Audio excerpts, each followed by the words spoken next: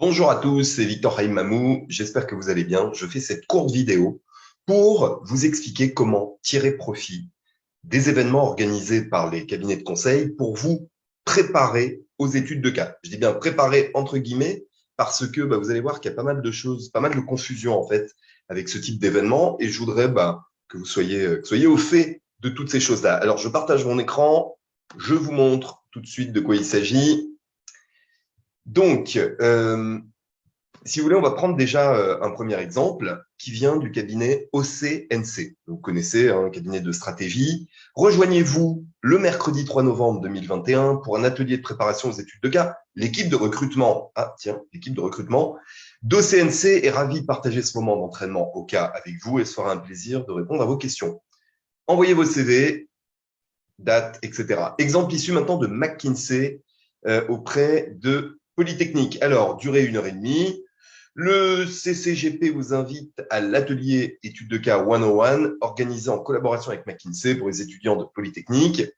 Confirmez votre présence au plus tôt sur le lien suivant. Plusieurs consultants de McKinsey, anciens de Polytechnique, présenteront brièvement les rudiments de l'étude de cas pour ensuite guider les étudiants à travers une résolution en équipe. C'est une occasion en or de vous familiariser avec les études de cas et de parfaire vos connaissances. Nous vous rappelons que McKinsey entame son processus de recrutement pour les stages d'été, etc. Et je vous donne un dernier exemple. Parthénon, donc le spin-off stratégie d'EY, atelier virtuel de préparation aux études de cas. Le nombre de places étant limité, inscrivez-vous en envoyant un mail et votre CV avant le 16 novembre à l'adresse, etc. Alors, moi, je voudrais vous montrer ce qui se passe un petit peu derrière le décor. Alors déjà, je tiens à faire quand même une petite mise au point. Mon but n'est pas de dire que les cabinets de conseil veulent sciemment mal orienter les candidats. C'est pas du tout ça qui se passe. Mais c'est que généralement dans le conseil, il y a ce que dit le cabinet et il y a ce que comprend le candidat. Parce que si vous voulez, c'est quand même des mondes. Le monde du conseil est un monde très particulier. Tant qu'on n'en a pas fait, on peut parfois avoir quelques mauvaises interprétations. Et donc, moi, si vous voulez, le fait d'avoir travaillé pendant quelques années au BCG et d'avoir ensuite, pendant quelques années également, accompagné des candidats, ça me donne la chance de pouvoir traduire un petit peu ce langage, des fois, qui est un petit peu compliqué à comprendre. Alors, je voudrais vous montrer la description au-delà de cette affiche de Parthénon et je voudrais l'analyser avec vous. J'ai pris un extrait, c'est un copier-coller de ce que Parthénon diffuse. Hein. L'atelier contient une première partie de présentation du cabinet et de son processus de recrutement, puis une deuxième partie axée autour d'une étude de cas en petits groupes. Alors, en fait, moi, je voudrais vous demander, d'après vous, pourquoi un cabinet de conseil organise-t-il des ateliers de préparation aux études de cas? Pourquoi? Vous savez, pour résoudre une étude de cas, la capacité à se mettre à la place du client, de l'autre partie, donc là, vous êtes candidat, la capacité de se mettre à la place des cabinets, c'est super important. En fait, c'est super important parce que quand vous serez consultant, c'est ce qu'on vous demandera de faire aussi pour amener de la valeur à vos clients. C'est-à-dire que le consultant bénéficie d'un point de vue externe, mais ce point de vue externe doit être éclairé par la situation du client. Vous voyez, parce que si on est vraiment trop externe, alors là, on est déconnecté et ça marche pas du tout. Donc, je voudrais faire un petit exercice pour vous demander, point de vue cabinet, d'après vous, quel est l'objectif visé par l'organisation de ce type d'atelier? Alors, je vais pas tourner autour du pot. L'objectif principal, c'est d'identifier des candidats à recruter. Voilà. C'est-à-dire que les cabinets sont en mode recrutement, en mode on fait passer un message, on veut être attractif, on fait du marketing, et ils ont bien raison de le faire. Et donc, leur objectif principal, c'est d'identifier des candidats. D'ailleurs, c'est pour ça que vous notez qu'ils vous demandent votre CV. Hein, parce que si c'était juste pour vous préparer aux études de cas, à la limite, ils peuvent préparer tout le monde. Si c'est ça le point de vue, vous voyez, si l'objectif c'est on prépare les gens, voilà, on leur explique comment ça fonctionne. En fait, non, l'objectif est bien plus précis que ça. C'est avant tout de préparer un process de recrutement et donc d'identifier les candidats. Alors, je dis pas que systématiquement, ils vont vous identifier individuellement. Ça peut être une identification de groupe. Par exemple, on va demander aux consultants qui animent l'atelier, alors cette année à Centrale, comment ils sont les candidats? Est-ce qu'ils sont bien préparés? Comment ça se passe, etc.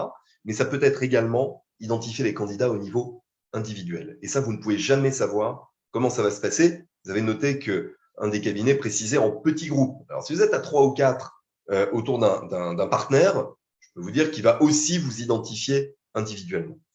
Maintenant, quel est l'objectif de ces ateliers, point de vue candidat?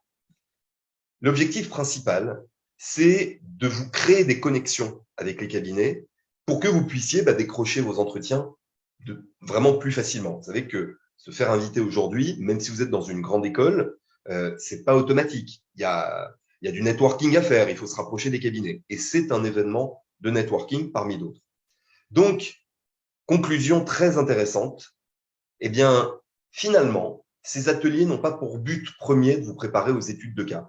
Et je veux insister là-dessus parce qu'il y a des candidats qui se disent, et ils sont parfois un petit peu mal guidés par ce qu'on lit dans les petits posters d'invitation, ils disent « Ah ok, super, je vais m'entraîner avec les cabinets ». Mais dites-vous une chose, le rôle d'un cabinet n'a jamais été et ne sera jamais d'entraîner les candidats. Le cabinet, il ne peut pas être juge et partie. Le cabinet, il est là pour vous recruter. C'est ça son objectif. Après, une fois que vous serez en interne, il vous formera énormément. Mais d'ici à vous former aux entretiens avant que vous y entriez, ça n'est pas l'objectif de ces ateliers.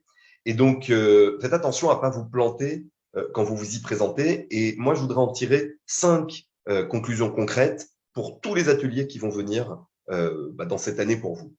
Premier point, anticipez ces événements. Parce que ce que vous pouvez comprendre, c'est que quand un cabinet fait l'effort de se rendre dans votre école, dans votre institution, c'est que derrière, vous avez des gens du Career Center, du Track Conseil, etc., qui ont travaillé pendant des semaines, voire des mois, pour créer une relation avec le cabinet, faire en sorte que ce cabinet vienne chez vous, plutôt que vous ne soyez obligé d'aller uniquement vers les cabinets. Donc, de ce point de vue-là, ces événements, c'est une chance. C'est une chance énorme dont vous bénéficiez. Alors, je précise que si, en écoutant cette vidéo, vous n'êtes pas dans une institution, dans une école, par exemple, vous êtes quelqu'un avec quelques années d'expérience, il va falloir essayer de générer ce type d'événement. Pour ça, réseauter avec votre école, réseauter avec le cabinet sur Facebook. Généralement, ils annoncent tout un tas d'événements. Mais ce que je veux dire, c'est que ne le prenez pas comme une contrainte, parce qu'il arrive souvent que ces événements-là arrivent un peu trop tôt pour les candidats. Vous voyez, là, je sais pas, par exemple, vous êtes au mois de septembre, octobre, vous n'avez pas encore préparé vos entretiens, et ça vient un peu comme un cheveu sur la soupe, vous avez des examens, vous avez des stages, et plein de choses. Essayez d'y participer et d'anticiper ça dans votre calendrier. Généralement, les écoles vous proposent des programmes qui sont assez planifiés en avance. Donc, vraiment, ne loupez pas le coche parce que vous avez tout à gagner à participer à ces événements. Deuxième point, vous avez vu que la plupart des cabinets demandent votre CV. Donc, il y a un screening. Préparez votre CV comme pour un entretien réel. Il n'y a pas de raison que pour un événement par Ténon, vous ayez un CV qui est à moitié fait. Ça fait partie de l'anticipation. Et là, par contre, ce que je veux vous dire, c'est un point important. Si vous jugez que vous avez été pris par le temps, ce qui arrive, dans ce cas-là, votre CV ne sera pas au top. OK. Mais ça n'empêche pas de l'envoyer. D'accord? Donc, faites le maximum. Envoyez-le. Je ferai en sorte de mettre des vidéos sur comment bien préparer votre CV rapidement. En tout cas, le point important, c'est allez-y, faites acte de candidature. Pourquoi? Parce qu'à partir du moment où votre CV est reçu par le cabinet, vous entrez dans sa base de données, ce qui signifie qu'il pourra vous inviter par la suite. Mais ne vous limitez pas, non, je suis pas encore prêt, j'y vais pas. Donc, soyez prêts. Mais si vous n'êtes pas prêt, allez-y quand même, parce que c'est pas des entretiens non plus d'élimination. Troisième chose, préparez-vous aux études de cas avant ces ateliers. Je sais que les cabinets communiquent de manière très ouverte. Oui, oui, venez comme vous êtes, comme au McDo. Mais là, pour le coup, je me place par rapport à vous. C'est-à-dire que ça fait partie aussi de votre process de préparation, d'assister à ce type d'atelier. Pas pour vous construire une méthode de préparation au cas. C'est complètement absurde dans les temps que durent ces réunions. Ces réunions, elles durent 1 heure et demie, 2 heures, dont une partie de présentation du cabinet, parce que vous avez bien compris que le but premier quand même du cabinet, c'est pas de vous entraîner au cas, c'est de se présenter, de vous attirer et de prendre la température des recrutements. Donc, combien de temps il reste vraiment pour les cas? Je peux vous dire qu'il reste pas assez pour vraiment s'entraîner. Ceci dit, vous allez avoir en face de vous des gens expérimentés, des partenaires, des managers, des consultants, et ils vont faire de leur mieux pour répondre à vos questions. vis-à-vis des études de cas notamment.